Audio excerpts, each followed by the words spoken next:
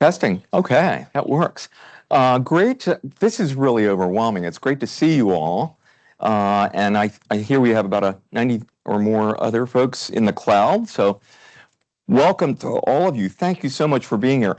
I don't like the setup here. I'm sorry I'm so far away from you. I just need a place to put my notes. I have actually scripted myself today because there are things I want to make sure that I say. And in the future, I'll try to have a podium, get closer to, and I'll try to look around. And I understand today we will have the opportunity for those that are in the cloud to actually speak. And I hope many of you will ask questions and participate. Let me just begin by saying good afternoon. Thank you again for being here. And I do want to, at the outset, thank Ashley Frederick, Lorley Isbell, and others for arranging this town hall meeting today on this, my very first day.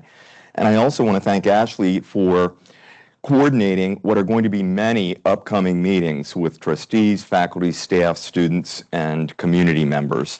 I'm going to be conducting a listening tour throughout the university and community in the weeks and months coming up, and I'm very much looking forward to getting to know all of you. These will be small groups of all of our constituencies that will give me an opportunity, first of all, to meet and get to know you and begin to develop trust, but I also want to listen. I want to hear all of your thoughts, your concerns, your ideas, your dreams, your hopes, how you feel I can be helpful as a servant leader in working together with the entire university community to reach new levels of excellence. And in my last presidency 8 years ago, I wound up speaking with over 1,000 people in small groups over a 4-month period. So I plan to do that here and look forward to getting to know you and really having a chance to understand the community's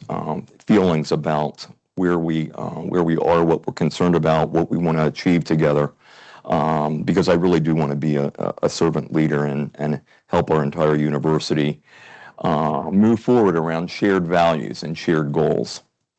I also want to thank many of you who've sent me notes, background information, and those who've already met with me to support my transition here. By my count, I've been on campus 5 times since I was selected for this honor, and I've met with many of you, both on ground and then through Teams. And I'm not going to suggest to you that I think I'm fully acclimated, because I'm not. It's like drinking from a fire hose. But I do feel that I'm getting a sense of the university, and I'm getting an opportunity to begin to really get to know all of you, which is the most exciting part of this journey. I want to begin also by offering special thanks to Board of Trustees Chair Mike Fiaschetti and all of our talented, dedicated, and visionary trustees for the honor and privilege of serving as your new president. I'm exceedingly grateful for the trustees and the university community's trust, guidance, advocacy, and support, and I look forward to a continued exceptional working relationship between the president, the trustees, and all our university and community members, as Dave Shankweiler has so capably developed in his year and a half here. So in preparation for joining you, I've been reading about the great work all of you do. Your many exceptional STEM-focused academic programs that are distinctive nationally and internationally, the inspirational high-impact and experiential learning opportunities and experiences you provide for students and the community, many of which are embedded into curricula, exemplary opportunities you provide for upward socioeconomic mobility of those we serve, of our students, your strong commitment to institutional engagement and excellence that embraces equity and inclusion in everything we do, your phenomenal state-of-the-art facilities that promote high-impact learning, your commitment to and continuous improvement around student success, credential completion, and life-changing opportunities for everybody that we serve. Your strong and inspirational partnerships across the region, Commonwealth, nation, and beyond that enable outcomes far greater than the sum of their parts. Myriad events on the campus and in the community that engage thousands of citizens in the university and its programs, contributing to community enrichment and quality of life. And clearly, student-centeredness that pervades the university's culture here. And I could go on and on. This is truly a great university and an inspirational university, and I'm honored and thrilled to be joining you as your president. I'll work very hard to earn your trust and support, and I will always be here to support continuous improvement around our shared goals and dreams. Harrisburg University of Science and Technology has a distinctive and inspirational mission and value proposition that I feel energized to support, champion, and promote in the months and years ahead. A small, affordable, private, student-centered university with powerful and critically important programs that deeply engage students at the baccalaureate, master's, and doctoral degree levels and serve thousands more students and citizens in high schools and through professional and workforce development courses, programs, and micro-credentials.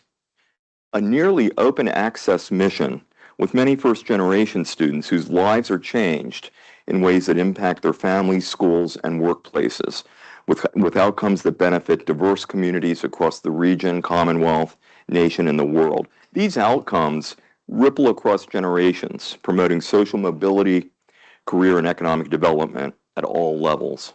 So I think this combination of a private university, but a private university that's relatively affordable, but an open access mission where we're providing so many students who are the first in their families to pursue a degree, not only a degree, but a pathway that is transformative. This is really special. I know of no other university quite like Harrisburg University. During my career, I've experienced a good number of leadership transitions, and I appreciate how important and impactful this is for everyone. I also recognize that the past several years have not been easy. Like many institutions across higher education, Harrisburg University has faced challenges, uncertainty, difficult decisions, and significant change. I know those experiences affect people differently, and I want you to know that I appreciate the resilience, commitment, and professionalism that have brought the university to this moment. And as I come on board, I'm committed to collaborating with all of you to bring increasing stability, promote thoughtful planning for the future, and position the university to grow and thrive in the years ahead. I thought it might be helpful to comment briefly today on my philosophy of leadership. As I discussed with some of you during my interviews, I aspire to be what some refer to as a servant leader. Servant leadership is a philosophy whereby a leader's primary goal is to serve and empower those they lead and support, rather than exercising control. Servant leaders focus on the growth, well-being, and success of their employees, ultimately fostering higher trust and engagement. Servant leaders understand they're entrusted to lead and support an organization at a specific moment in its history and trajectory, and they view their role as serving all in the organization at that moment in time by helping people define and achieve goals and dreams that reflect shared values. So I'll assess my own effectiveness by how the HU family, that's all of you, feel on supporting the collective good of our university and its people in service of our mission. I want to support our university community's efforts and successes and serve all members of our university in every way I can. I believe in transparency and inclusion. I'll share with you everything I can about how I'm attempting to support the university, including the many challenges and opportunities. And I'll encourage all of us to contribute to university-wide, honest and open conversations and the sharing of ideas for addressing challenges, seizing opportunities, and advancing our collective goals and interests. I'll work very hard to earn your trust, and I'll encourage all of us to be open and honest at all times and to feel comfortable disagreeing with one another with respect and civility, because I truly believe diversity of thought and perspectives contributes to the strongest results. I believe in effective and meaningful shared governance. I value and will promote respect and trust among all our constituencies to ensure the very best outcomes and climate for our students, employees, and our community. I believe in a campus culture that values everyone's ideas and celebrates the contributions of every member of our community to the fullest extent possible. I believe every person matters and everyone's perspectives should be heard and valued. And to the fullest extent possible, everyone's contributions to educational excellence and service should be celebrated. I hope to do some of that celebrating in these town hall meetings that I hope to hold monthly. There must be integrity in everything we do. everything we advocate, and everything we stand for. Very importantly, I believe student-centeredness is at the heart of all we do and must be at the heart of all we do. Our student success is our university success, and we're partners with our students on their educational journeys. This is our central common value and goal, ensuring student success and life-changing opportunities for our students, their families, our community, and beyond in service of our mission. We have so many strengths to build on, thanks to the strong leadership of President Dave Shankweiler, the trustees, all faculty and staff, our inspirational students, our partners and donors, and to the exceedingly good work of others on the campus and in the community over the past quarter century. Building on the exemplary accomplishments of this university community in support of students, the region, and beyond, together we can now move to the next level of stellar outcomes for our students and university. In the short term, we also have many challenges, primarily attributable to forces outside our control. Increased challenges associated, I know I don't have to recount these for you. I want you to know I know what they are. Increased challenges associated with the recruitment and retention of our students, particular challenges of our many international students and the effects of immigration policies, executive orders, duration of stay changes, and others. The related need and desire to grow our domestic enrollment and specifically local and regional enrollment in service of our mission and community. Challenges and opportunities to build an increasingly cohesive, trusting, and caring university community that lives and breathes a commitment to shared governance and mutual respect among all people. And a need to continually expand partnerships and investment in the university in order to manage our destiny and ensure continuous improvement around student success, student access, and student achievement. We'll be open in discussing these challenges and working together and considering good ideas throughout the university. We'll address all challenges while maintaining our commitment to meeting the needs of our students, our community, and all of our constituencies. Harrisburg University of Science and Technology has been a forward-thinking, entrepreneurial institution. As your president, I'll become fully engaged on campus and also fully engaged in the community and beyond. I'll seek opportunities for leadership and support of what the Aspen Institute calls collective impact, addressing high-priority community needs in ways that are mutually beneficial and beneficial for the university and its people.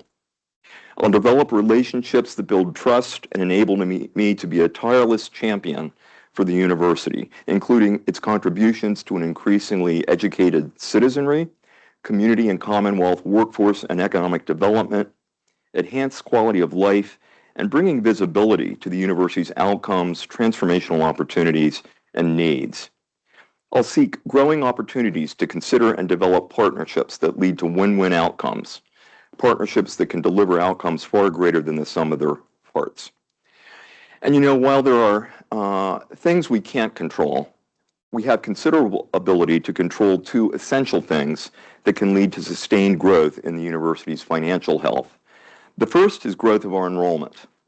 Every member of our university community contributes to student recruitment, retention, and success through the quality of the experiences we provide here together. Working closely with Vice President John Ciampoli, his team, and others across the university, I'll support efforts to continue to develop, grow, and refine a culture that utilizes strategic enrollment management principles to achieve recruitment and retention goals. And I want to emphasize the importance of retention. Not only will we focus on bringing new students through our front doors, but equally important, we must focus on keeping our students enrolled and engaged and getting them to degree completion and our exit doors and on to transformative future pathways.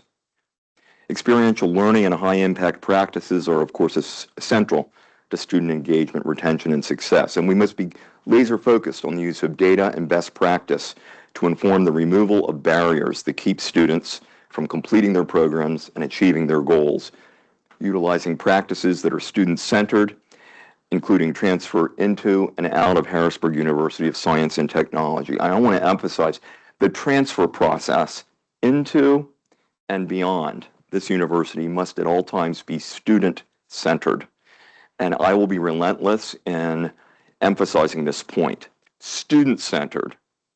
what makes sense in our policies and procedures and our culture for students, through the eyes of students, as opposed to what is expedient or administratively more efficient for the university. Good institutions in higher ed have made the shift or are making the shift from traditional institution-centered thinking to student-centered thinking. And I think that is an essential ingredient in our ability to seek continuous improvement around our mission. Our goals should be challenging but achievable, ensuring a continuing trend of enrollment growth that will generate increasing levels of revenue for the university going forward. Under Pam Lambert's leadership and with the full support of her colleagues, the Trustee Philanthropy Committee and beyond, we must also grow private and grant investment in HU so that over time, the proportion of our budget funded by entities in the private, corporate, foundation, and grant agency sectors increases, rather than asking our students and their families to increasingly pay more. We'll establish and grow endowed funds that can provide the margin of excellence for our university to advance in its life-changing mission in perpetuity. We don't currently have an endowment, and that's an exceedingly important opportunity. We must grow an endowment that over time will serve this institution, frankly, beyond our lifetimes here, but it's important vital work for the future. We want to support a mission that ensures every student succeeds, that we serve and grow an increasingly diverse population of students, including more domestic and local students.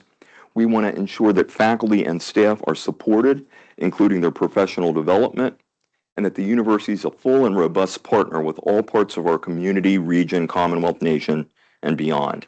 The nationally distinctive educational programs and activities of Harrisburg University are collectively a noble and inspirational cause that's worthy of significant investment by donors, foundations, corporations, and granting agencies. It's about engaging individuals who have both financial capacity and philanthropic intent and who want to make a difference, and frankly, who are inspired by our mission, by the life-changing opportunities we provide to those we serve, and who want to make a perpetual impact on doing things like establishing endowed scholarships that will serve students over time. In the short, intermediate, and long terms, we can and must stabilize current challenges, including fundamentally financial challenges, and then position the university to excel and grow in areas of shared values, dreams, and priorities. And I believe growth should be a focus in all of our efforts. Growth in enrollment and revenue will bring opportunities to grow future investment in our people and continuous improvement in the excellence of our outcomes.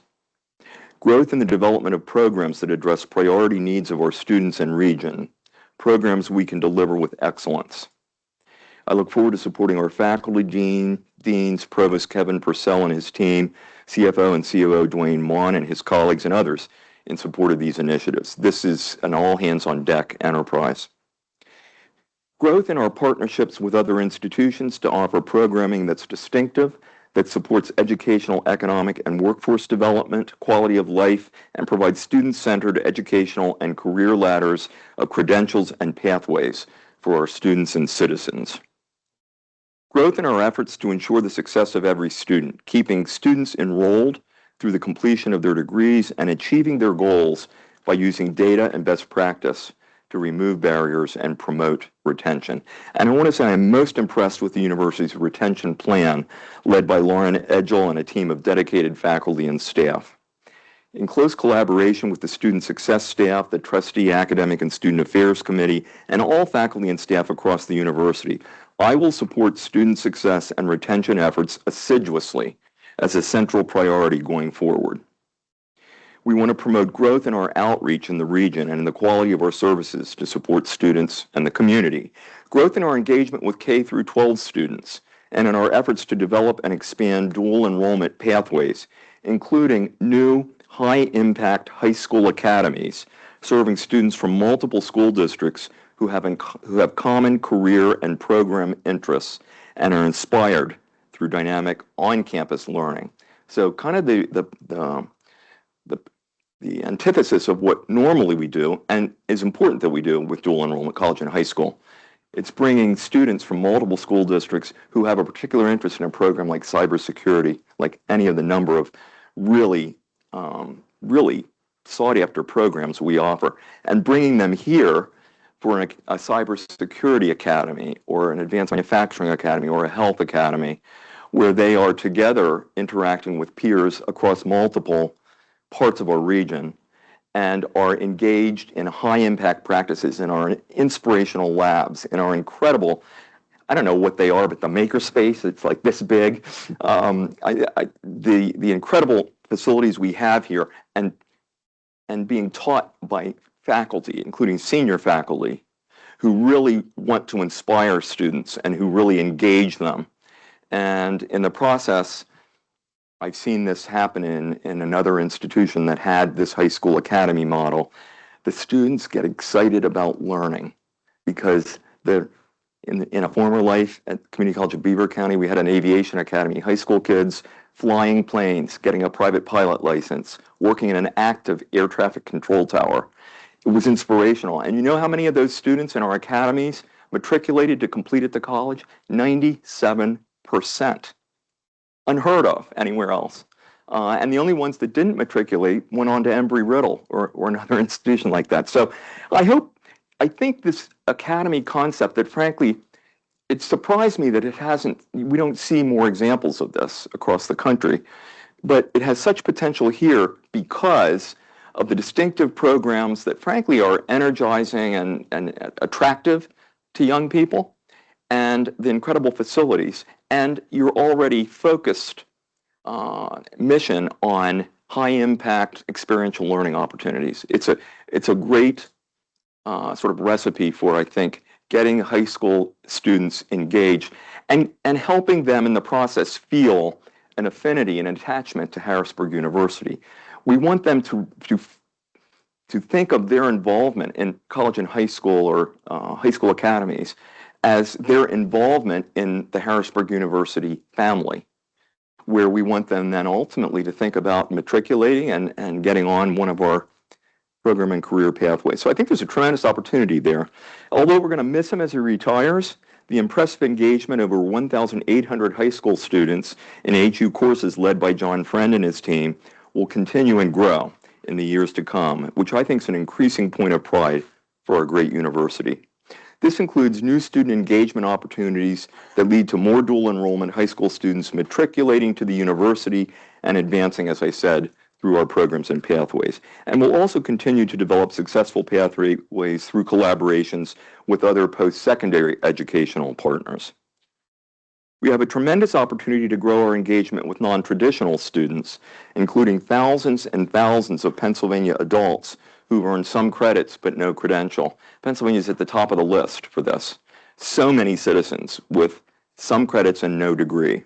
This is a concrete opportunity for us to address and balance the deepening enrollment cliff of the traditional high school student population. I suggest we stop lamenting the enrollment cliff and stop focusing on high school students as the only core population that we're trying to recruit into the university and embrace, and you're already doing this by the way, but embrace bringing learners from all backgrounds of all ages, online, on ground, blended, into the university and keeping them enrolled. And I think those are the ways you can grow enrollment regardless of what high school enrollments are doing, because you work in a much more sort of macro environment of serving much more diverse populations. We'll promote growth in what all in our community do on campus. And how many students do we have here? Do we have some students? We do. Thank you so much. And I met a number of students at the open house. I'm so glad you're here. And I hope we have some online as well. We want to promote growth in what happens on campus. That, of course, includes course offerings and programming, but it also very importantly includes student clubs and organizations, student activities, cultural programs and events, and community activities and meetings held in our exceptional and inspirational facilities. We also want to grow our professional continuing education and workforce development initiatives, including distinctive and specialized training and industry-recognized micro-credentials that are nested immediately by their design in academic degree credit program pathways. And the fastest growing part of higher education is micro-credentials. It's not associate, baccalaureate, master's, or doctoral degrees. And in fact, it goes in the opposite order. It's micro-credentials. So the extent to which we can grow short-term micro-credentials that are industry recognized, that lead to industry recognized standards, upward career mobility, but that are also stackable and integrated into our program pathways. I think those kinds of efforts, which are already underway here. In fact, I was in a meeting this morning talking about this very thing with regard to digital marketing. We can really grow in this way as well. Growth in program accreditation and other initiatives to reach increasingly higher levels of excellence inside and outside of the classroom. I applaud those of you, faculty and staff in administrative programs that have sought, that hold, or are seeking disciplinary accreditation, because I believe it's truly the greatest example of excellence, because you have to meet the standards in the field as opposed to the standards we set as a university. And that requires institutional commitment, engagement, but it also leads to, I think, quality outcomes. So I'll be a champion for anyone who wants to grow in seeking disciplinary program accreditation. But also, very importantly, we're now beginning a 3-year process leading to reaffirmation of our accreditation with the Middle States Commission on Higher Education. This is a very important process that will truly require all university hands on deck. Frankly, nothing is more important than institutional accreditation, because it's a requirement to offer Title IV federal funding, including Pell funding that over half of our undergraduate students require, and other federal financial aid that without which we could be out of business. Not to be overly dramatic, but regional institutional accreditation is paramount. And you only go through the process once, in middle states at least, once every 7 or 8 years. I can't get away from it. We were just a year and a half away from it at Hudson, and now we're starting the 3-year process here of getting ready for accreditation. I'll be working really closely with HU Accreditation Officer Lauren Durkin, Vice President of Institutional Effectiveness Albert Sarvis, and others as we lead the university community through this deliberative process that will also be integrated into our strategic planning. Under the leadership of Vice President Lorlee Isbell, I should say the capable leadership of Lorlee Isbell and her skilled colleagues, will reestablish the brand of Harrisburg University in this city, the region, the Commonwealth, the nation, and throughout the world. And Harrisburg is very, very focused, as you all know, on revitalization and resurgence. And I think this university is a central player in that, as the third largest employer in Harrisburg and the only institution of post-secondary education here with a distinctive mission that can bring important visibility to the larger revitalization efforts of Harrisburg and beyond. Essentially, in all of these efforts will be a culture of ongoing assessment to ensure quality and continuous improvement in everything we do. I wasn't always an assessment champion. I've become so over time as I've been able to work in institutions with really dedicated, talented people who taught me what closing the loop means, how assessment can inform continuous improvement. And I think it's essential to institutions that aspire to be excellent. And so I'll be a strong proponent of growing assessment practices across the institution, curricular and co-curricular, administrative as well as instructional. And very important, we must aggressively promote the professional development of our faculty and staff. We're a people enterprise. A mentor of mine once said, "Happy universities are successful universities." Universities where people feel valued, respected, supported, and connected are more likely to succeed and thrive. Our talented faculty and staff are by far our greatest institutional asset, and over half of our budget is dedicated to faculty and staff salaries and benefits. So it's vitally important we support and invest in this asset, the people who educate and support our students and live and breathe our mission. And that's all of you. So working closely with Director of Human Resources Jen Milford, her team, and others across the university, I will support professional development opportunities in every way possible going forward, beginning perhaps with opportunities that aren't costly, but that can be very impactful, and over time, being able to, as we grow and succeed, being able to invest in all forms of professional development, including robust conference attendance and many other things. Together, I think we can do more than any of us might believe possible. I pledge to do everything I can as your president to support our collective efforts to grow and excel as an institution committed to serving our students, community, the Commonwealth, and beyond. And as we approach our 25th anniversary as a community of learners, there's clearly much to be thankful for, much to celebrate, and a lot more to do. Please, I speak to each and every one of you. Please never hesitate to share with me your thoughts, your ideas, your concerns, and let me know how I can be helpful, or let me know what I need to know. Feel free to stop in to see me at the office, drop me a note, give me a call, or schedule time to meet. I want to communicate and engage with all of you, the entire university community, on a regular basis through meetings, text, social media, email. Then the list has become much broader post-pandemic, right? But also, very importantly, at events, at celebrations, and in the everyday life of this university and the activities of its people. And very importantly, this includes students.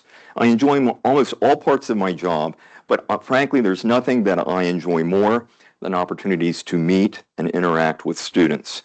One of the many things I look forward to in this regard is hosting what I have called in other institutions pizza with the president, perhaps coffee with the president, or whatever other food or refreshment enhancements we choose.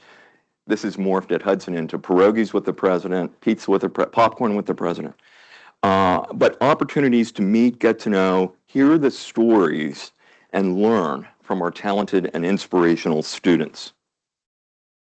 During meetings and conversations that I've already been enjoying with many of you, I've deeply valued discussions about how to engage, support, and celebrate the contributions of everyone in ways that lead to positive outcomes for our students, community, and living and breathing our mission.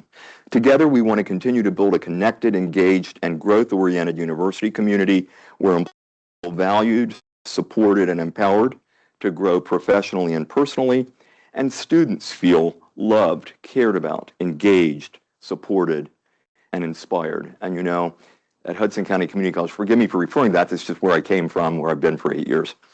Our students began in telling their stories, which we've encouraged them to do, began to express sort of a common theme. I came here thinking, I'm not sure if I can handle this. I'm a single mother trying to support young children. I have to work full-time to afford just basic life needs. I am learning English for the first time while trying to be the first in my family to pursue a college degree in an English-speaking university, on and on. But then they tell the story of how they came to realize it wasn't just about rushing to class, getting in the time, and then going on to do something else. They began to feel connected. They began to feel that this is not just a place where I'm trying to better my life by earning a new degree. This is a place where I feel genuinely cared about, where I feel supported, loved, and it almost feels like home, or some students said it is home. And out of that came the college's tagline, Hudson is home, exclamation point, which has resonated with that entire community of 24,000 students. We want our students to feel that way here. And frankly, when they do, and I know many do because I've talked to them, but it's like good writing, you never get to perfection, you try to get there. You want to do better and better, and having all students feel engaged and supported and cared about. And as that happens, students, it's almost fanatical common sense. They're much more likely to stay retained, to complete their degrees, to promote the university to their friends and families. It's just like it's a snowball effect by doing the right thing that's mission-centered and student-centered. As I mentioned earlier, I'd like to hold town hall meetings monthly, and I invite everyone to attend, students, faculty, staff, trustees, partners, and members of the community. I'm interested in a town hall for everyone, not separate town halls for different groups, as well as, there will be separate opportunities too to engage with subgroups, students, et cetera. But I want to have a really transparent, university-wide, regular cadence of coming together and sharing and celebrating and also working through our challenges. I'll always welcome invitations to participate in meetings. I love being invited to come to course sessions. Please invite me and I will come. Laura Lee Isbell has offered very exciting thoughts and ideas in this regard, and I've asked her to share some of those with you today. And if we could, I'd like to take this opportunity to congratulate Laura Lee, who, as many of you know, was celebrated last week as Central Penn Business Journal 2026 Woman of Influence. Laura Lee, thank you for your inspirational leadership, and you make us all proud.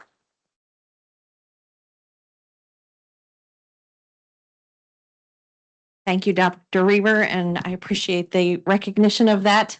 Very humbled to have received that award last week. So good afternoon, everyone.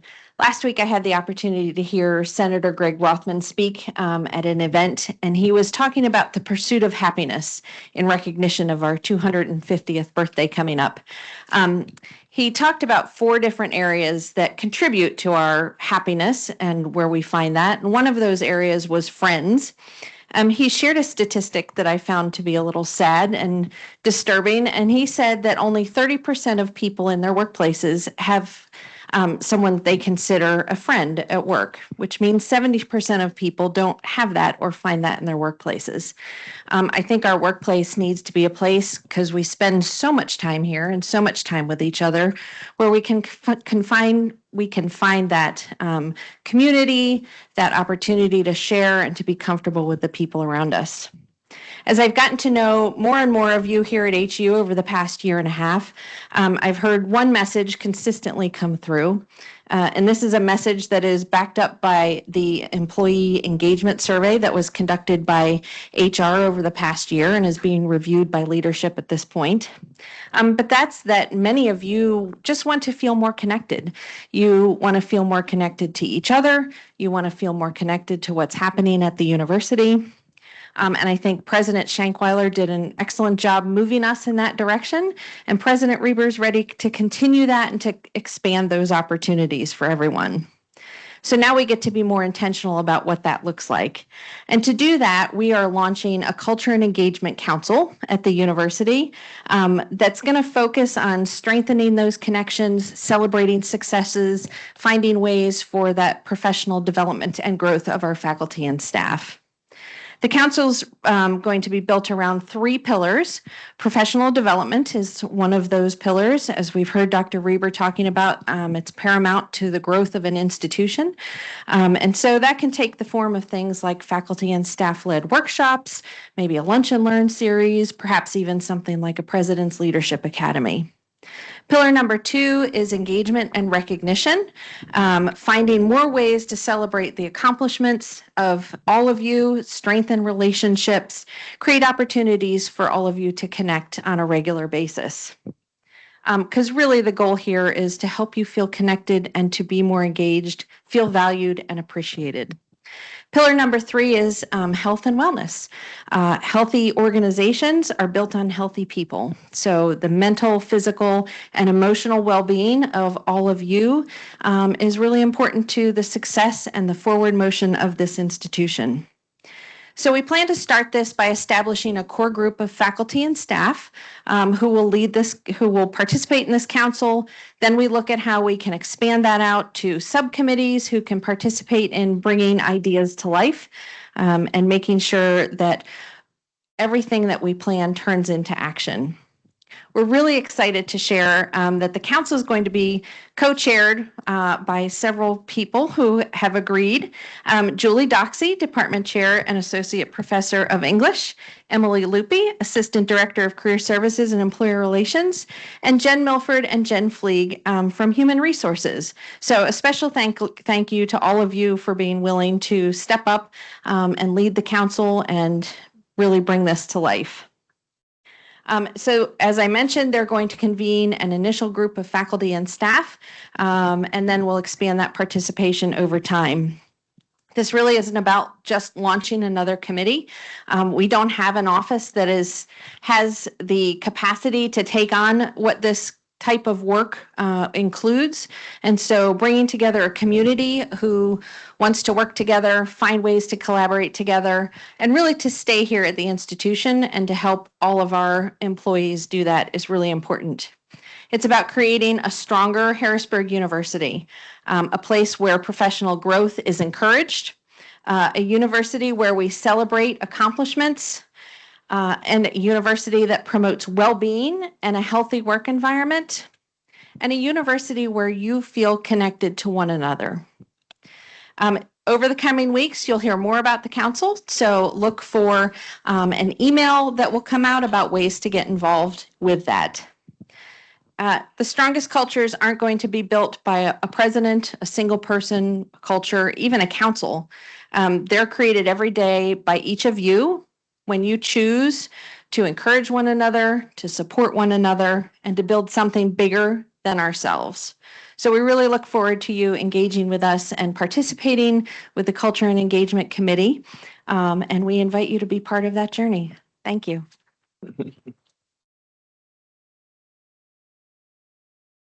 Well, Lee, thank you so much, and thanks to all who are going to be involved. And I do hope we'll be able to extend involvement to students as well as this takes off. And rest assured, I will support the Culture and Engagement Council in every way I can. Business owner and consultant Bill Bethel wisely said, "A successful team is a group of many hands, but of one mind." I seek everyone's ideas for growing the university, identifying and celebrating values, dreams, hopes, and goals we all share, and resulting, very importantly, in this first year as I join you, in a new strategic plan that will be a blueprint for our future, a living, breathing plan that we all own, with specific goals, timelines, accountabilities, and outcome metrics to measure our success and further engage us in ongoing refinements and additional future pathways and opportunities. So beginning immediately, we'll be engaging the entire university and surrounding community in the development of our new strategic plan. If you take anything away from our time together today, it should be this. As your new president, I make you 3 commitments. First, I'll listen before I lead. Second, I'll communicate openly and honestly, especially during difficult moments. And third, I'll always strive to make decisions guided by our mission, our students, and the long-term success of Harrisburg University of Science and Technology. Together, we'll navigate opportunities and challenges in a manner that reflects our shared values, respects diverse perspectives, and strengthens our community. I am honored to have the opportunity to work side by side with all of you, to celebrate our successes and work through our challenges together, and to be your tireless advocate and servant leader. So on this, my first day as your new president, I offer heartfelt thanks to each of you for the honor of serving you. And thank you for your patience. That was perhaps longer than it needed to be. But with that, I would like to open this to any questions that I can answer or others can answer, or any thoughts that any of you might wish to share this afternoon. Those 100 people that are joining us remotely are going to be able, as I understand it, to speak and ask questions and be on the screen as well. So I open it. Questions, answers, conversation. And Ashley has a microphone for those in the room. And this is where faculty tell me you have to have that silent pause and wait for the first brave person.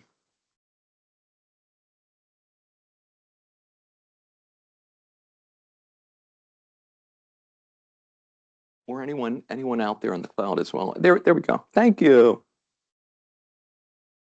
And tell us who you are, even though most of you know. I'm Glenn Mitchell. I am your one emeritus faculty member. And on behalf of the emeritus faculty. Yes, it was a unanimous vote. We have, we just want to say a person who has come to us and can give us a feeling that we're going to recreate a positive vision of ourselves and that can really get us to be excited about our work again and happy to be educating our students again is really a wonderful change for us. And I think we've all been really looking forward to this. And I just want to, A, wish you all the best, and B, say thank you so much for joining us. Thank you so much.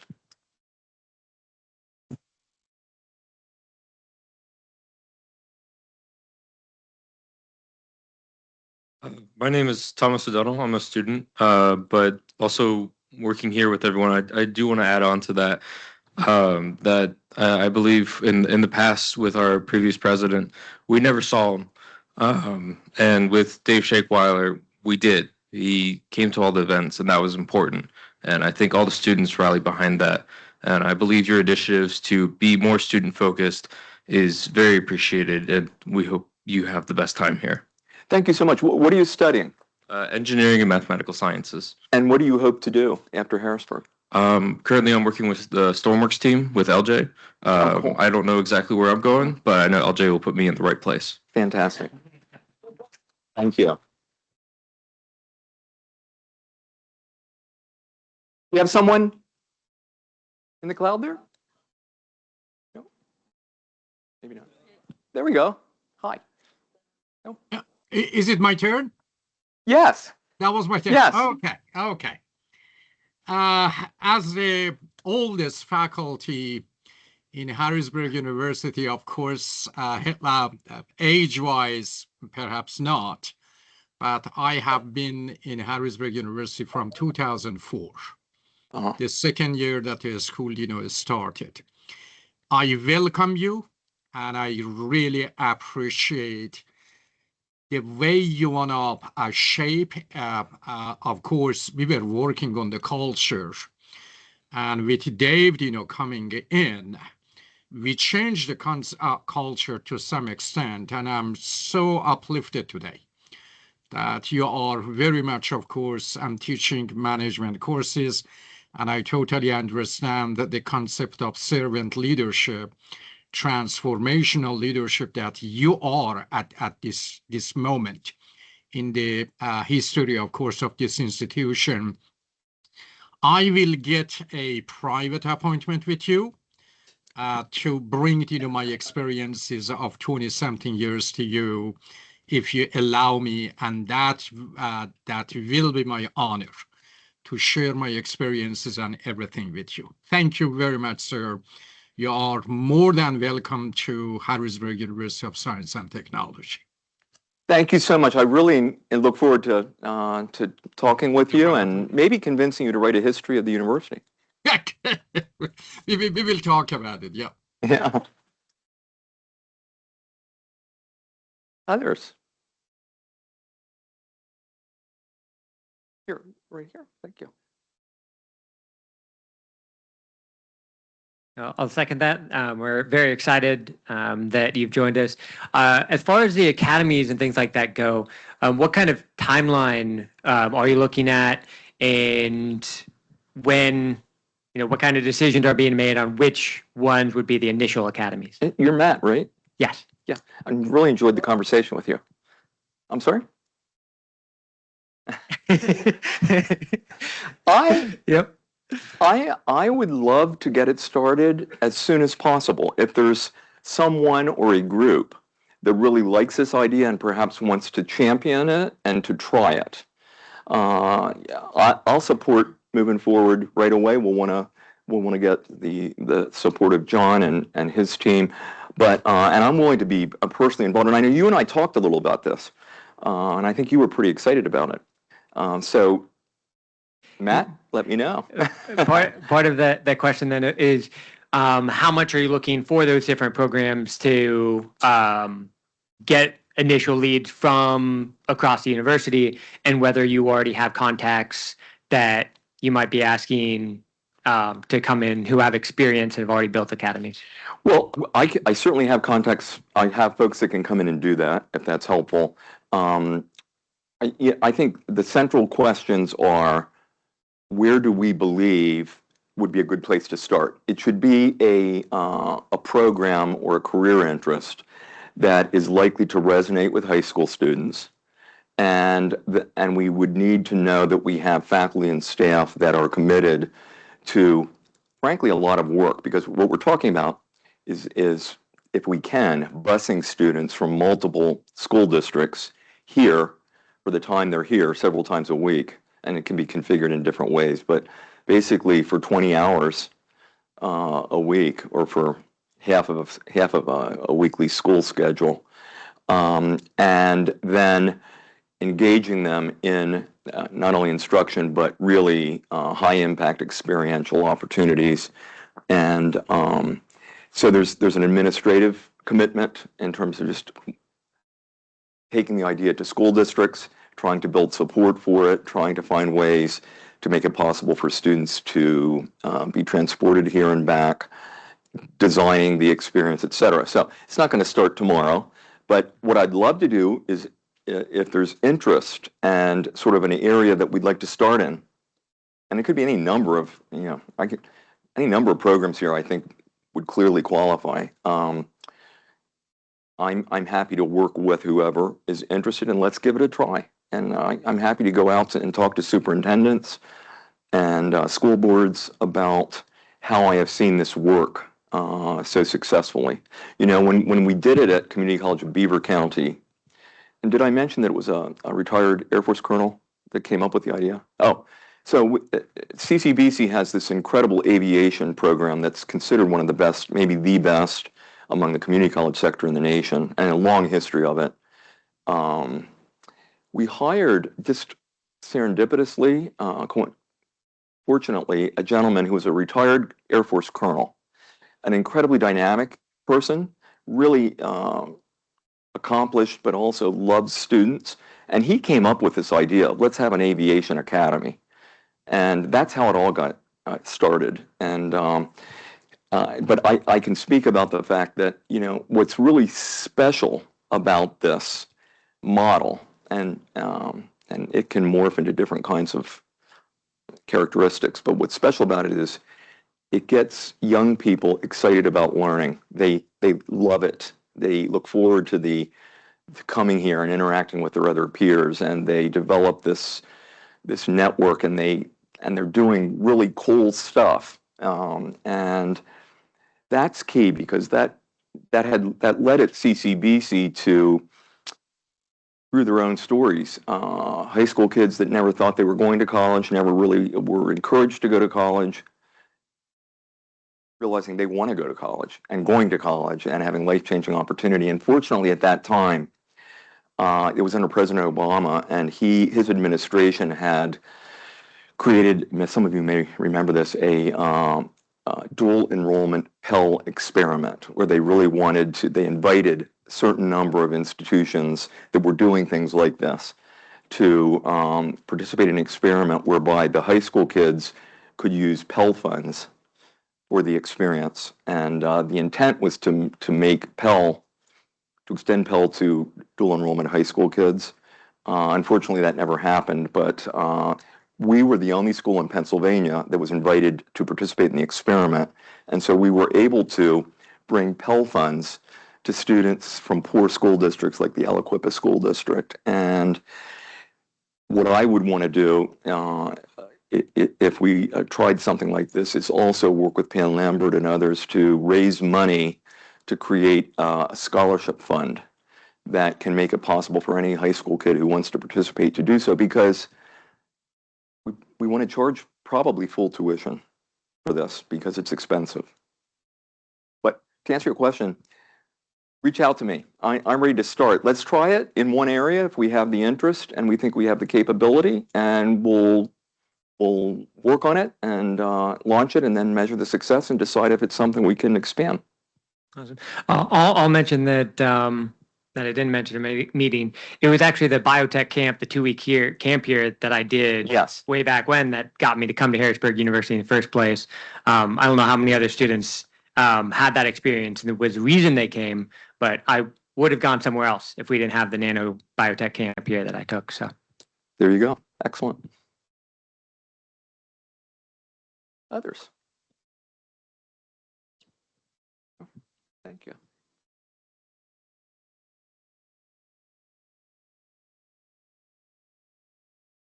Dr. Reber, thank you again for joining us at HU. Since Matthew is a corporate faculty member of Advanced Manufacturing and Robotics, I nominate him to start that right away with you. Uh, no, we have been talking a lot about activities and things that would draw more students to university. And I know looking at some of the things from your community college, for instance, there's a manufacturing program where students get a degree in 2 years or so. Well, we can create bridge programs for those community college students to come and join HU. And not just in manufacturing, but in, many, many fields. One of the things, like you said, we kind of need to get away from is, opening up. Let me change that. One of the things we need to do, let me be more clear, is to draw in more students of different backgrounds. It doesn't have to be just high school students, like you said, adult learners. Right. There are many around in the area that want to do more, but we don't always have those programs in place yet. So I'm interested in those as well, talking to you about that. And some other recruitment strategies that probably could help the university. Fantastic. If you're open to hear. 100%. That's right. that's exactly what I want Okay. to be able to, Great. Thank to you. hear about. Thank you so much. And to your point,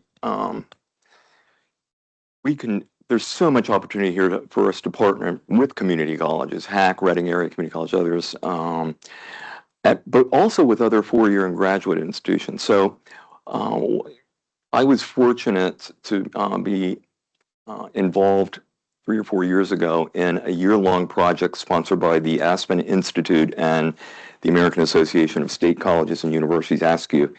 It was a transfer student intensive, and what it was, there were teams of a community college and a senior institution invited to participate from across the country, and regular meetings with thought leaders, but also facilitated meetings of each team that were then in which we dived into looking at our numbers. How many students actually go from our community college to our senior institution, and then working across the year on developing a model that would be more student-centered and actually lead to the shared priority of the community college and the senior university around increasing the number of students that transfer. Because almost every community college student starts their experience, I don't care where it is, with the goal of earning at least a bachelor's degree, and far fewer ever get there. And so out of it, for us, came something called Connect. This year's another model I'll mention. And it was inspired by a celebrated partnership of Northern Virginia Community College and George Mason University. The two institutions together, first of all, the faculty in each discipline work together to ensure 120 credit pathway. In other words, 60 credits plus 60 credits. No additive or duplicative credit that creates the cost of time and money, which keeps students from finishing. And then recruiting students onto the pathway so that they were going to be duly enrolled. They start at the community college, they finish at the university, and every step of the way, they have a mentor or a coach, the same one who starts with them at the community college and follows them through to the baccalaureate with a low caseload of students, so the coach can help students navigate challenges that may get in the way, facilitate their involvement. The students have complete access to the facilities, resources, activities of both institutions throughout their period of study. And that has now become the model that we're trying to establish with every, I mean, now it's they. Hudson County Community College is establishing with all of its university partners in the future. Connect, HCCC, NJCU Connect. And we're seeing the needle move in terms of the number of students that are continuing on for the bachelor's degree. And what does that mean? It's win-win. The community college wins, the university wins, we can win and Hack can win, or RAC, or whoever it is. But the students win because they have a more structured, student-centered approach to achieving their dream of earning a bachelor's degree and not falling off the wayside because they're not sure how to navigate moving from one institution to the other, and there's no one there really helping them. And so, those kinds of practices, I think, really are valuable to consider as sort of different ways of doing things. The traditional model of articulation agreements is you come together and you hash out an agreement, and then what happens to it? It goes on a shelf, or it's somewhere that students have to discover and actually work on understanding in order to take advantage of it. This is the opposite. It's creating a visible pathway and recruiting students together onto it. Anyway, more than you needed. But to your point, I think,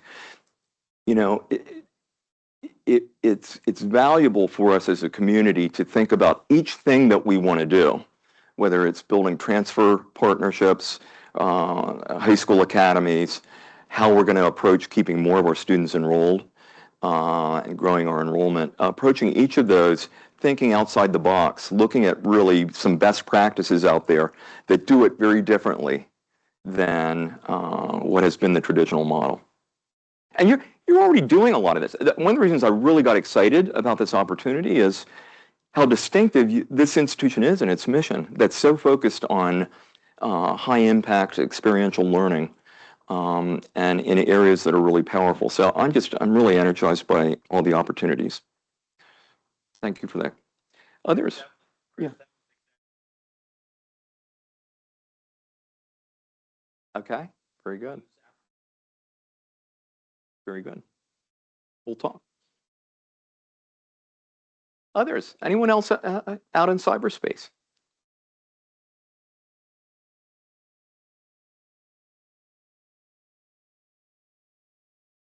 There we go. Thank you. And then we'll come to you. Hello. Hi. I'm really happy to hear about a lot of these programs that are going to be coming out. I guess I have a few questions. The Culture and Engagement Council, is that meant for staff or students? Faculty and staff. Okay. But I'm suggesting maybe students as a second step. Yeah. Okay. Because starting with faculty and staff. Coming from the perspective of the makerspace, I hear the students, they don't know it's there. So I think it would be really great if that would become an area where we could bring in multidisciplinary and have events or programming around how do you bring in all the students. I think there's so much potential for the project management students to come in and help organize the space. Obviously, anybody in engineering and the ADMA degrees have great value add. And beyond that, I was thinking having that opportunity for the staff to actually get in on ideas. Yes. To be able to come together and say, well, we have this idea for something, rather than having the linchpin of you got to go to this person and they're going to coordinate everything. Is there some regularity to it where we can have those, like a venue for those kind of discussions? I wasn't aware about the high school programs, but specifically for ADMA, Mantech has a contact who works specifically with K through 12 programs. So I think that I don't know who's coordinating that, but if we could get them in the loop, they're primarily focused in York. They probably just don't have any visibility to what's going on here. They would have contacts, and they're specifically focused on manufacturing. So it would be a great opportunity for ADMA as well. Great. Great. Let's talk about all those. We certainly want round-up engagement of as many of you as possible to be coming together to create these opportunities. And I'm envisioning like peer-led professional development opportunities are helping one another along a professional development series of opportunities. But definitely, we don't want it to be hierarchical. We want it to be broad-based. Yes, sir. My name is Lexi Wyatt. I'm a student, and I was encouraged by the fact that you brought up supporting students. given that the really good, in my personal experience, counseling center that we had was shut down last year for budgetary reasons and replaced with an online service that, in my experience, is not great, and in the experience of some of my peers, from what I've heard, will replace your therapist with AI without telling you. Do you have any concrete plans right now to address the mental health support offered to students through the university? Well, what I would say to you is I unequivocally believe in the paramount importance of supporting mental health and wellness. It's something that at Hudson we invested very significantly in, and it's extremely important. I'm not in a position to prejudge because I don't know enough about the issues. That's one of the reasons I want to have the listening tour and hear everyone's perspectives. So I'm not coming here prejudging what I think should happen, what shouldn't have happened, what we should do next. What I want to do is engage all of you around the values. I doubt there's anyone here that disagrees that we want to do as much as we can to support mental health and wellness.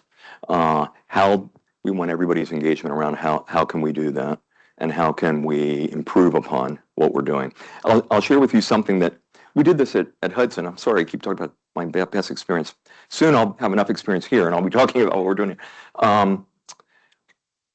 We developed something called the Hudson Helps Resource Center, which was a compendium of wraparound services to support the whole life needs of our students. So it included things like food pantries and clothing closets, but with regard to mental health and social work, we partnered with Master of Social Work programs at NYU and Rutgers and Fordham University and Montclair and some others, who placed their second year MSW graduate students on ground at Hudson in our Hudson Helps Resource Center as part of their field experience.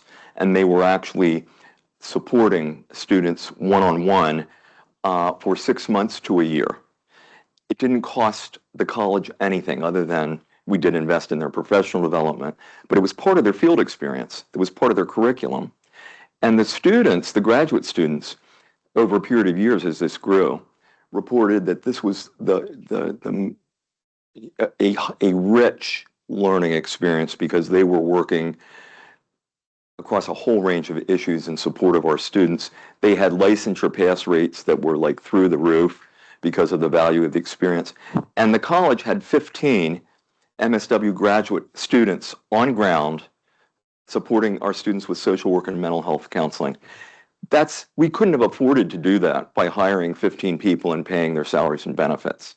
But through partnerships, we were able to. So I'm anxious to have that conversation with you and others. We certainly want to grow in our support in this area and really all areas that I would call whole life needs of our students, because frankly, most of the time, those are the issues that keep students from finishing. Others. Here we go.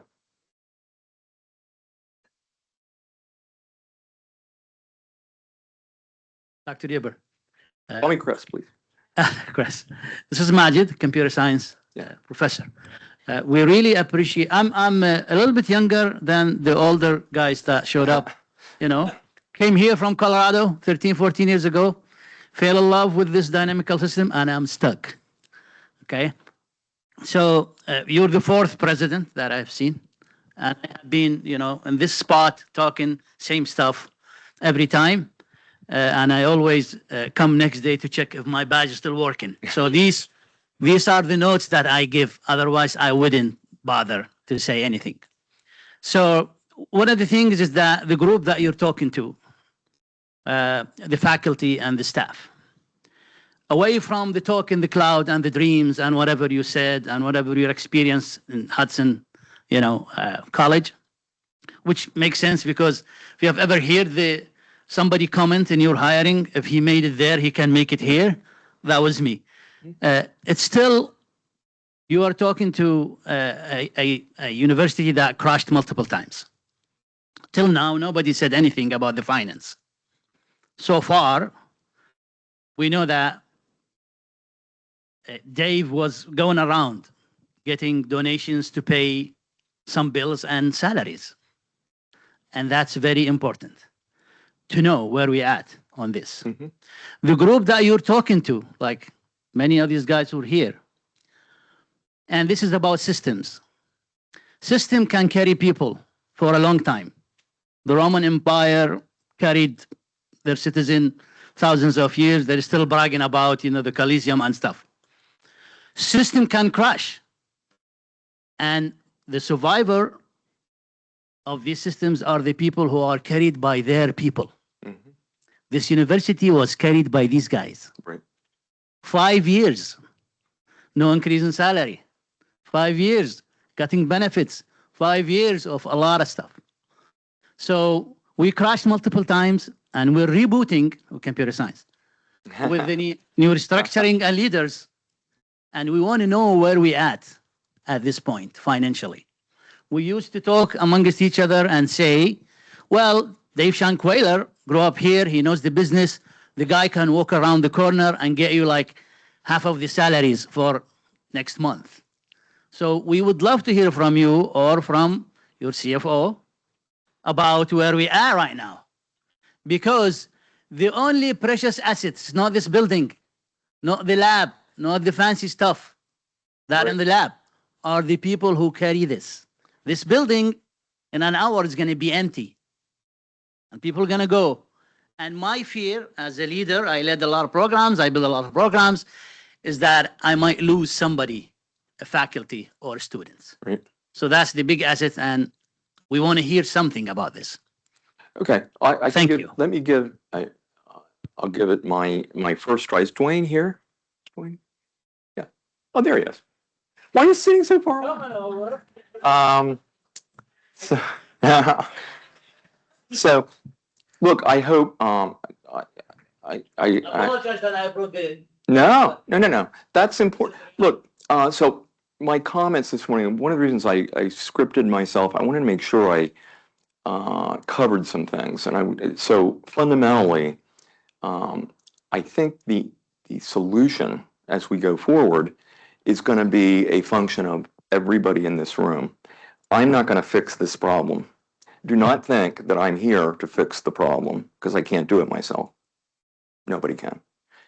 What I can do is try to support a university community continuing to work together to come to a place where our financial constraints are stabilized and where we have been able to position the university for growth, because it's with growth.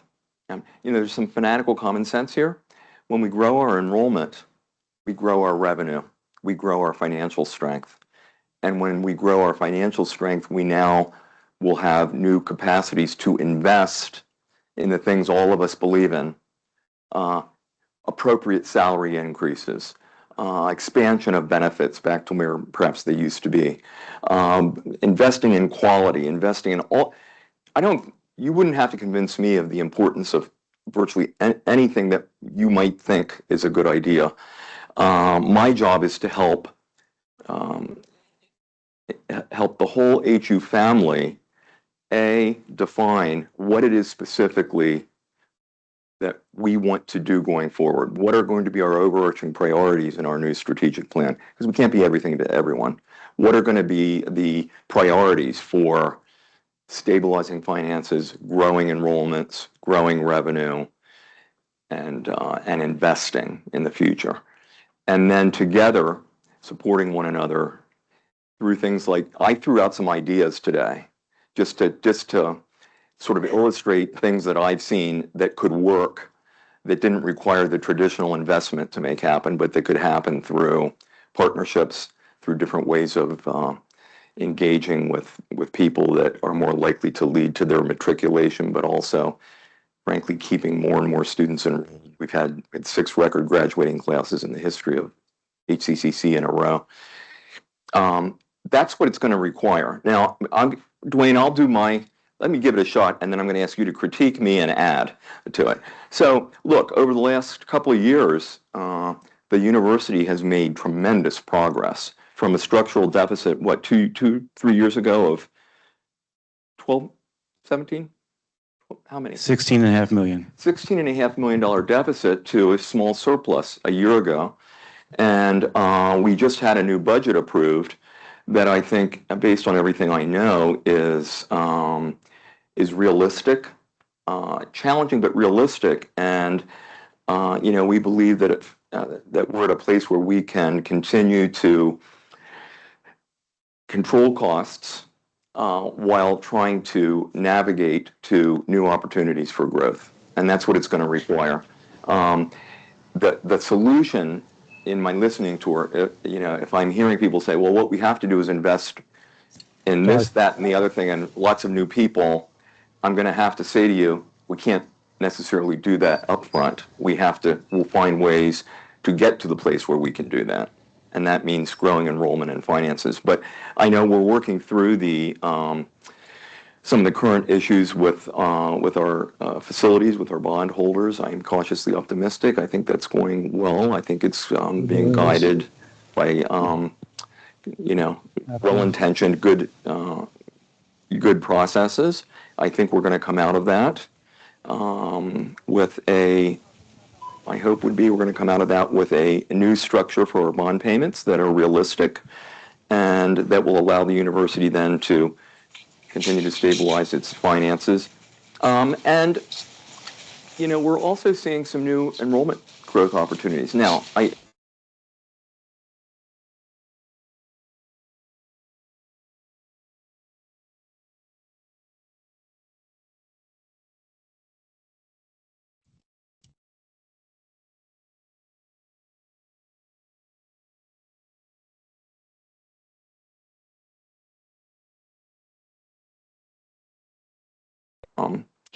duration of stay change that could affect our international enrollments beyond our control, right? Yeah, but we're doing things right now to try to plan for the possibilities.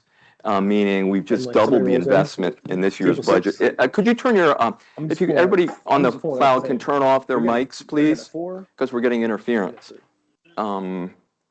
So we're right now we've doubled in the current budget the marketing dollars so that we can actually invest right now in recruiting more graduate students into first-time master's programs here or into possible movement from a master's to a doctorate, which could help hedge some of the negative possible consequences of this duration of stay order. And I was told today that our graduate enrollment is up significantly right now. So, based on what I know, I think we're doing all the prudent things. We're moving in the right direction. I think we now want to continue to ask for everyone's help.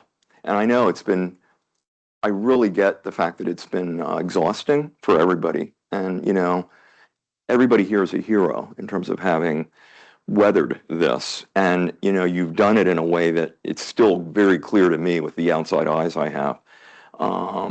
You continue as a community to really champion students and to believe in the mission of this institution, and you want to see it grow.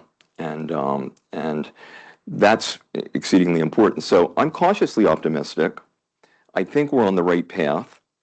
I think we all have to be realistic about the fact that we're on the bleeding edge, not the cutting edge. So in order for us to be able to get to investing in the kinds of things that are going to lead to increasing excellence, right now we have to do as much as we can with what we have and yet create opportunities like some of the things we're talking about that may lead to more high school kids matriculating here, increased retention, new pathways in partnership with others. So maybe that's too long an answer, but Dwayne, let me ask you to chime in and correct me if I've said anything that's not true, because I need to know that. Thank you, Dr. Reber. So I don't think we're going to turn this into a financial one-on-one meeting, but a lot of things that he said is true. I'd say most things he said was true, but the big thing that we need to continue to focus on is our vulnerability. And if you remember, January, the board had made the determination we were going to stop making our bond payments. So for 6 months, we did not make a bond payment, right? So today I sit here and say, yeah, we have a few dollars in our account, but we haven't paid $6 million of bond payments. So it's just like if you stop making your car payment, you stop making your house payment, things happen, right? As Dr. Reber talked about the duration of status, we don't know what's going to happen. If it goes out the way the law was written, everything is the way the law was written, I've told this to the board, it's lights off. We can't recover. And that's not meant to scare anyone. It's meant to say that every day we are holding on, but we're doing a great job in a lot of respects. I keep thinking about this, for the longest time, we would say, we don't hire people based on a resume.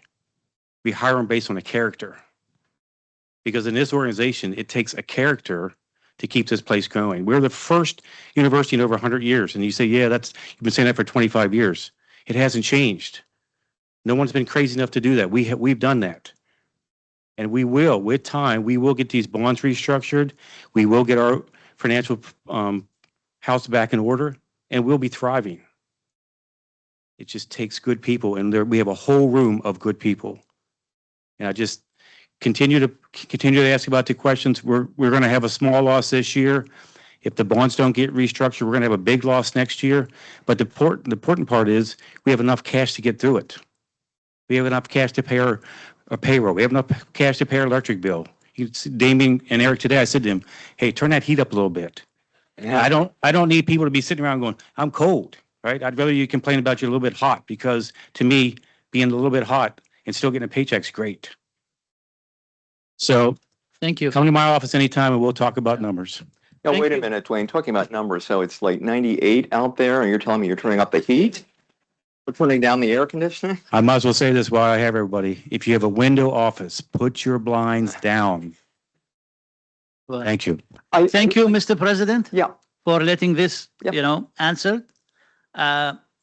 We thank you again for being brave to jump into such challenging situation. Stay connected with the two wings, because that's the talk, Right. and the other wing, because we are rebooting with a restructuring, and we don't have, half of the policies are not written Right. because we're doing quick fixes. And I said that before. We're supposed to be called hack. They're supposed to be called Harrisburg University, because we've been always hacking and been always waking up in the morning with a new project. There was a saying here, we build the plane as it is flying, which is nonsense for any scientist. What do you mean? Because we always jump into projects outside, and half of the build inside is not taken care of. Well, Thank you again. I would sure. hand out. Yeah, keep in mind, what did I talk about? What did I talk about? We are going to start a strategic planning process and I'm talking about a full-fledged, not a tactical plan, a full-fledged plan that is going to be owned by everyone, because everyone's going to contribute to it. And it's going to have very specific goals and measurement points, and it's going to be backed by the appropriate data. And it's going to be our blueprint for the future. And we're going to do that together, because that's the structure you're saying is not here right now. At 8 years ago at my last institution, when I got there, Hudson, HR was the wild, wild west. There were no structures. There was no compensation classification system. There were internal inequities. There was high employee turnover. There was angst. There were 4 collective bargaining agreements that were expired because there was animosity in the bargaining process. They all had to be renewed in my first year as president. We were halfway through writing our self-study for middle states, and it was full of sabotage because people were angry and they were using it as an opportunity to share grievances. And in that first year, I knew I had to jump in and learn how to swim while I was in the water. And at the end of that first year, all 4 union contracts were renegotiated with multiple year new contracts. We got through middle states with flying colors, but it only happened because the whole college was engaged. And that's what has to happen here. Mm-hmm. Thank you. Any others? Okay. Brett? Yes, good afternoon. Dr. Reber, it's a pleasure to meet you, albeit virtually. Brett Vance, Director of Partnerships, responsible for the Philadelphia region and Southeast region as well. I just wanted to just say, I just know one thing that myself and I'm sure many others here are passionate about is helping, more students that, tend to shy away from STEM education, especially those from underserved and underrepresented communities.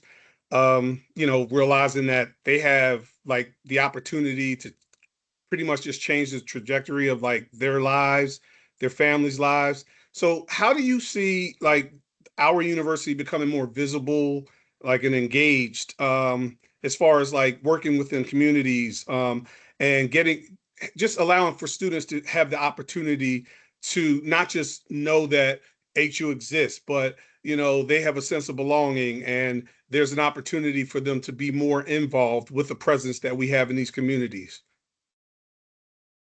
Yeah, I mean, I think that again, that's going to be a work in progress, but it's absolutely what we want to be doing is finding ways to bring more visibility in the communities. I grew up in York, Pennsylvania. I'm born and raised in York, went to Dickinson. This is home for me. And yet I didn't know what you're doing here. And I've been in higher ed my whole career. What you're doing here is pretty inspirational. The programs are all of it. So we want to increase the awareness. I can speak to things that I've seen work in other places, just as examples. In Jersey City, Jersey City is considered the most diverse city in the United States, and Hudson was 87% non-white and HSI. We created a Latino Advisory Council comprised of clergy, teachers, business owners, elected officials from the Hispanic community. And we created an African American Community Outreach Committee similarly composed. There is now a new Middle Eastern, Eastern North African Advisory Group. And those community leaders came together with our faculty and staff and students with a shared goal of wanting to increase the post-secondary educational attainment rate for the community that we serve. Because I think we all know, I don't care who says to you, I'm not sure college is worth the investment. Right. Try getting to where you want to be without a college degree. It is worth the investment, particularly an institution like this. But we wanted to get to communities that might have thought they couldn't afford to come and earn a degree, or might not realize the programs we offer or the supports that we offer, and increase awareness in the community so that more people would step forward and get a credential. And when that happens, they move from public assistance to family sustaining wages, all economic boats rise, et cetera. And over a 4 or 5 year period, we have seen, we've seen growth among our students in those communities because we've had a group of 20 or 30 community leaders knowing what we do, championing what we do, inviting faculty, staff, and students to go to churches and speak and things like that. That's one way, and it doesn't necessarily cost a lot of money. It costs a lot of time and engagement. And then I think some of the things we've talked about, like increasing awareness among high school kids by getting them onto campus. There's no, as Matt said to me very eloquently, there's no substitute for the impact of bringing people onto this campus who have never been here before and letting them see what's happening here.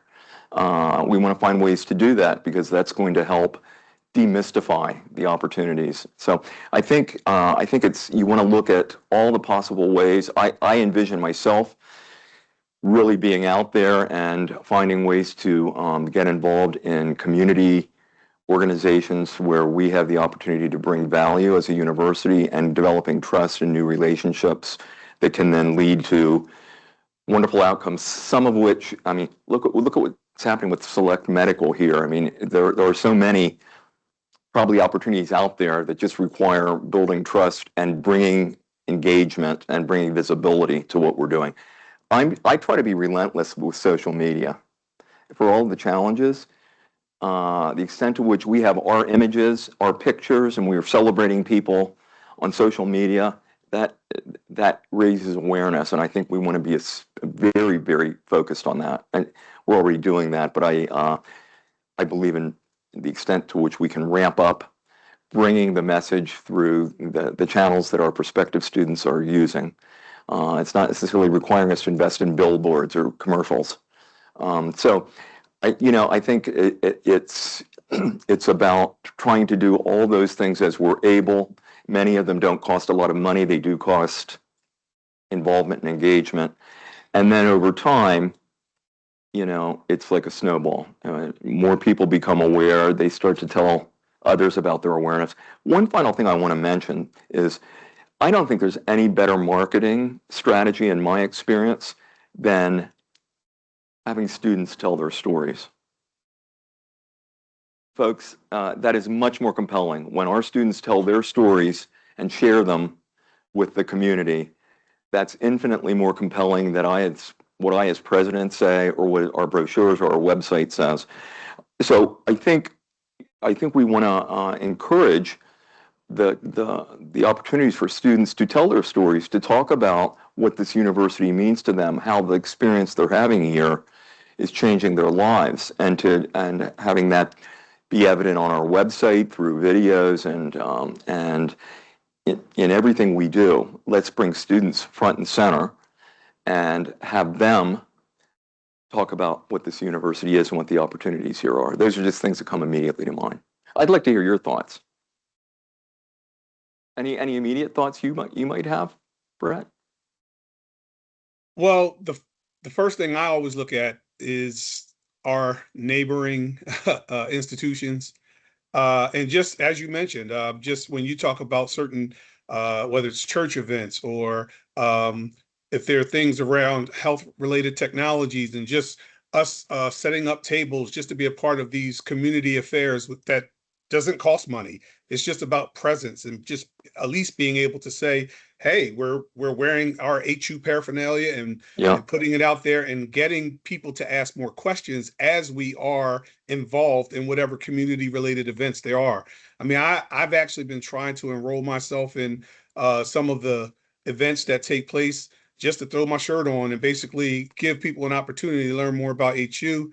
But it's more about that presence, and then really just trying to change, kind of just change that mindset with so many of these students that we call scholars, that tend to shy away from those STEM concentrations because they feel they're not, the strongest in their math and sciences. But how we know STEM is so much more than just, math and science. STEM is everywhere. Right. And this is what we want to really do, get on board with just creating a presence, and then also collecting data to basically say where these students are coming from. 100%. And events, you have had some really cool events. Like you recently had a research conference where students were presenting their research. That's golden. Those are the things we want to do more and more of. Showcase our students, getting them involved in talking about their projects and in healthy competitions, and bringing others from the community into hearing about that. Thank you, Brett. I'd like to talk more. I'm mindful. I think we're probably coming to a conclusion. Is there one more person that would like to speak or ask a question? Yeah, thank you. Did we find a place to live? Yes, we have an apartment in Hummelstown. So my husband and I have a house in New Jersey that we're keeping, and it's only a 2.5-hour drive. So we have an apartment here, and he's a retired pharmacist, so he has lots of time. I shouldn't say that because he does a lot, but he has been so important to my ability to be the best leader that I can be, because he takes care of all of our pets and our family needs and such. And so our plan is to be together here most of the time, sometimes back in Jersey on weekends or holidays, and then we'll see in a year if we want to buy something. I got to tell you, I love Hummelstown. Has anybody gone to JoJo's Pizza? It's really and we're in Hershey Heights, which is a complex that's pet friendly. because we have two Boston Terriers, Greta and Gilda, and they're sisters, and they happen to have been born on my birthday. They're 3.5. They think they're puppies right now, but so it has beautiful walking trails and a pet park, and so yeah, and we love it here, and again, it's home. We both grew up in York, so. Okay, well, thank you for your patience. That was quite a lot. I look forward to continuing these kinds of conversations, working together, and thank you for the honor of joining the HU family, and enjoy the rest of your day.